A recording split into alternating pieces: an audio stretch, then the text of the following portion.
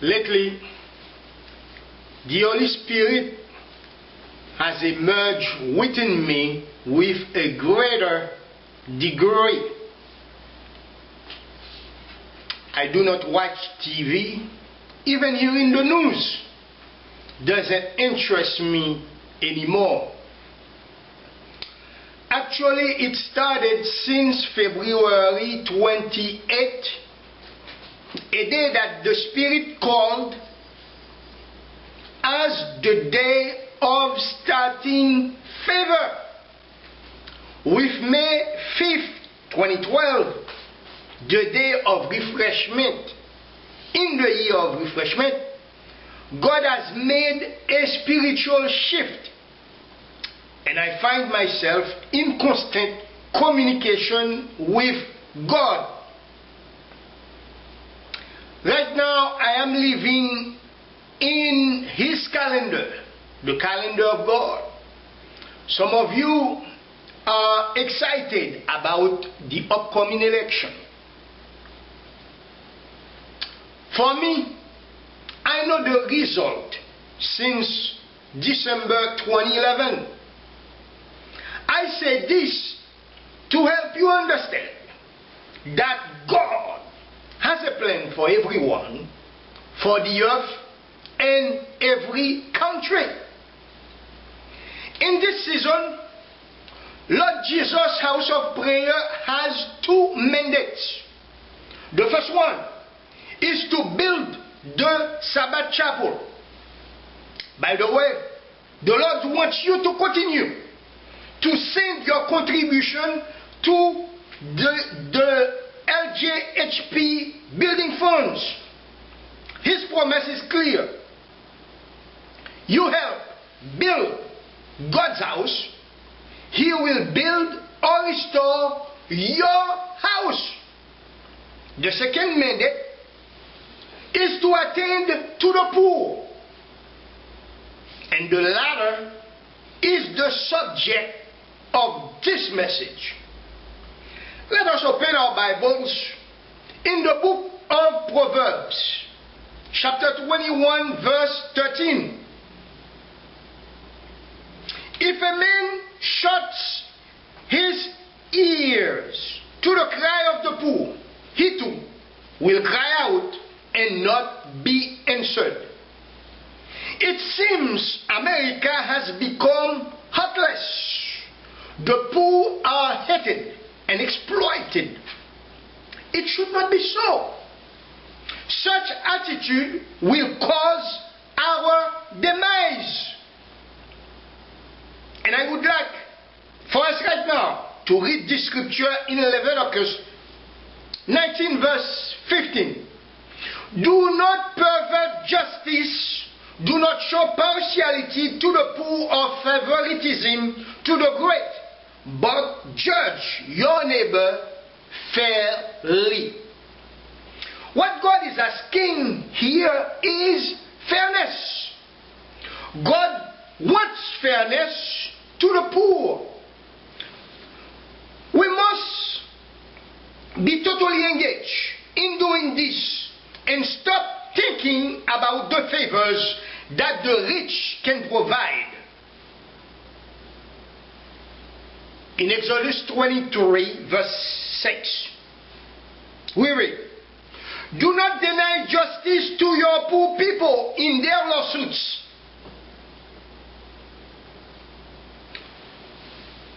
And further, in Deuteronomy 15 verse 4,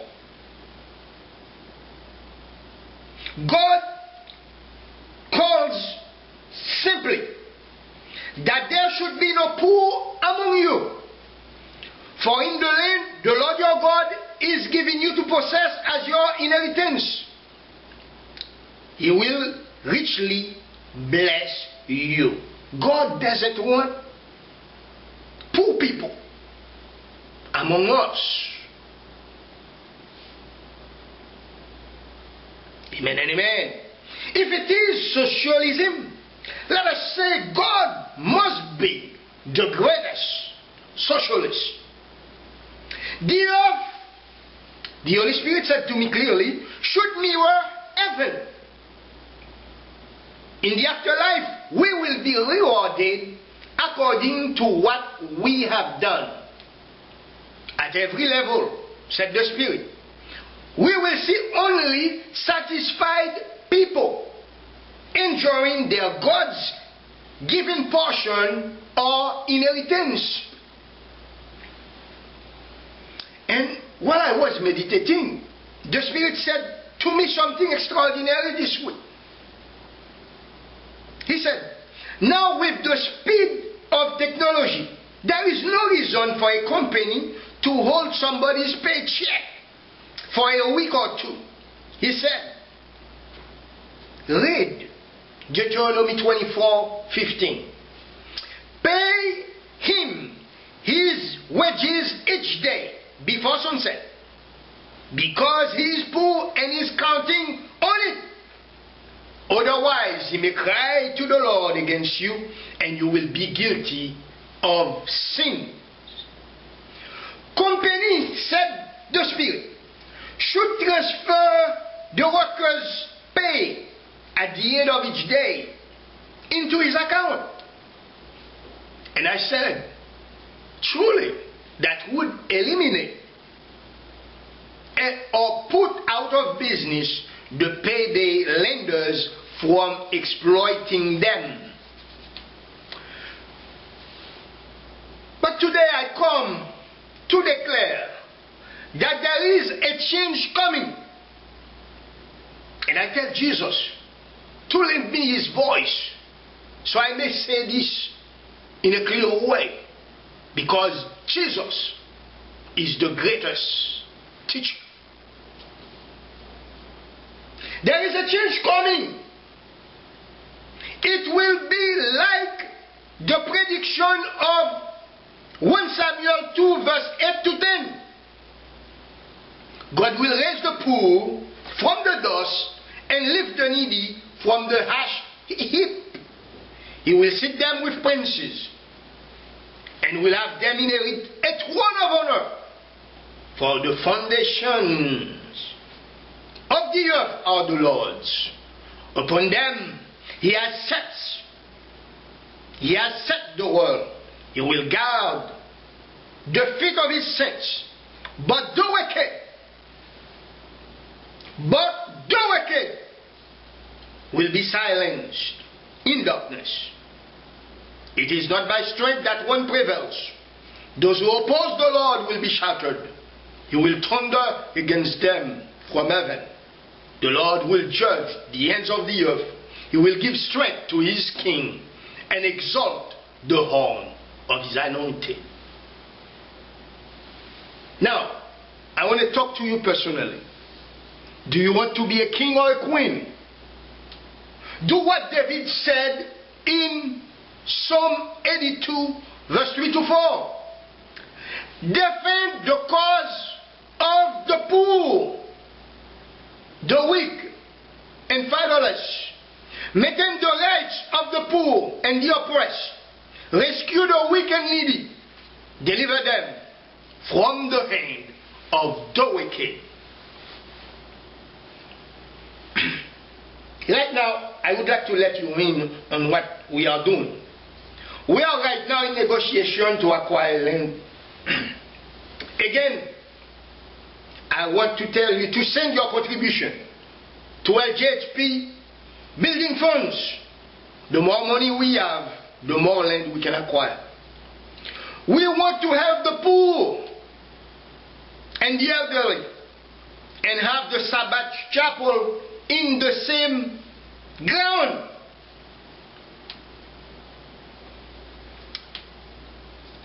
And we are able to deal with a particular landowner. He thinks that it is about the deal when it is not. In the end, everything is about the glory of God.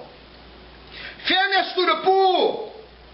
Even if the poor cannot understand the big picture, we must play our role to reflect the love of God to mankind. What God has called for will never be what God has not called for will never be. So therefore, do not frustrate yourself in the process of your life or of this ministry. We can avoid frustration by maintaining our peace through righteousness. Jesus' mission is to preach good news to the poor. And on a Sabbath day, like this one, he stood up, like reported in Luke 4 verse 16 to 21, reading a part of the scroll of Isaiah, found in Isaiah 61 verse 1 to 3. He said, "The Spirit of the Lord is on me, because the Lord has anointed me to preach good news to the poor. He has sent me to bind up the brokenhearted, to proclaim freedom for the captives, and release from darkness the prisoners, to proclaim the year of the Lord's favor and the day of vengeance of our God, to comfort all who mourn and provide for those who grieve in Zion, to bestow on them a crown of beauty instead of ashes, the oil of gladness instead of mourning, and a garment of praise instead of a spirit of despair. They will be called oaks of righteousness, a planting of the Lord for the display of his splendor." Then Jesus said, "Today, this scripture is fulfilled in your hearing." The church mission is to fulfill the Lord's mission and be about the poor. Amen and amen. We must say what we have heard Jesus saying. We must do his work upon the earth and be about our Father's business. We must be attentive to the poor and not act to benefit the rich. Because in the great picture, God has the poor in his mind. Let us pray.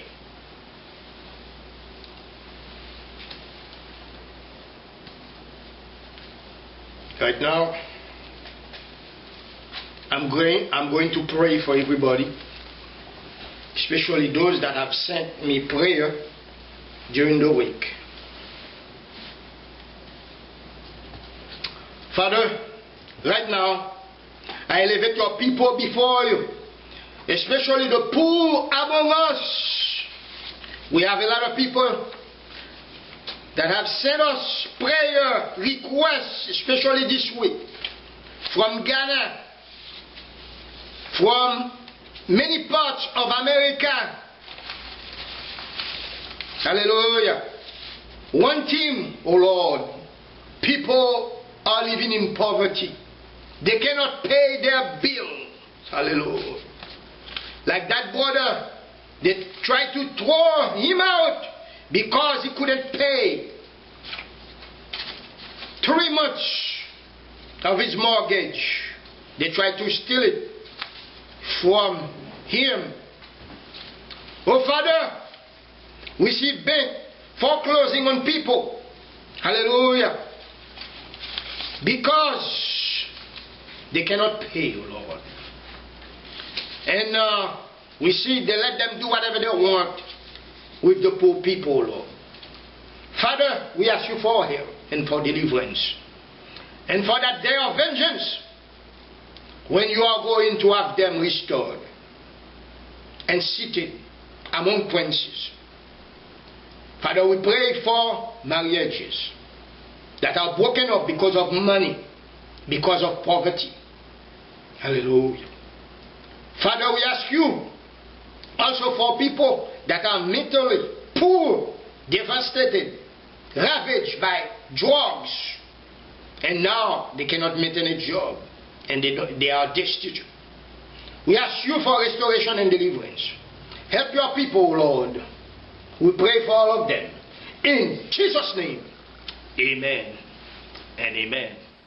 The Spirit of the Lord is upon me, because he has anointed me to preach the gospel to the world, to heal the sick, to pray for the afflicted, and reveal unto them the purpose of God for their lives.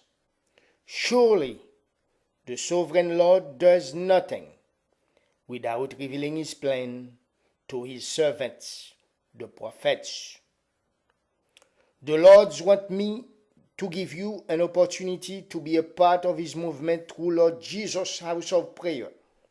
According to Malachi 3 verse 8 to 12, you can do so by sending your tithes and offering online or to the address listed on our website. All tithes and offering are prayed over, and whatever words the Spirit will bring forth, these I will report. And the Lord promised to bless you and to open for you the floodgates of heaven. Remember, we are here for you to help you turn your house into a house of prayer. Amen and amen.